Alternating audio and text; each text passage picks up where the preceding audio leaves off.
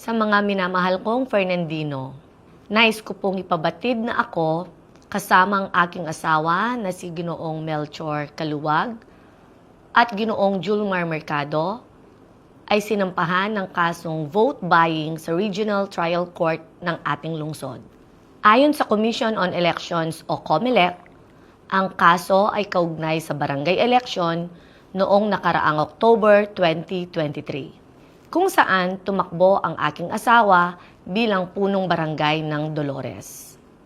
Nais ko pong linawin na ang kasong ito ay walang kinalaman sa aking kasalukuyang muling pagtakbo bilang alkalde ng ating syudad. Bilang paggalang sa proseso ng batas, kami po ay haharap sa kasong ito at ipagtatanggol ang aming mga sarili laban sa mga akusasyon. Bilang kami ay naniniwala sa justice system dito sa ating bansa. Sa kabila ng naturang kaso, nakatuon pa rin po ang aking atensyon sa pagtulong at pagsisilbi sa mga Fernandino. Patuloy rin po ang aking pagbisita sa mga barangay at komunidad ng syudad upang ibahagi ang mga nagawa nating proyekto at ang mga plano pa ng ating administrasyon para sa mga Fernandino bilang kanilang inda ng syudad.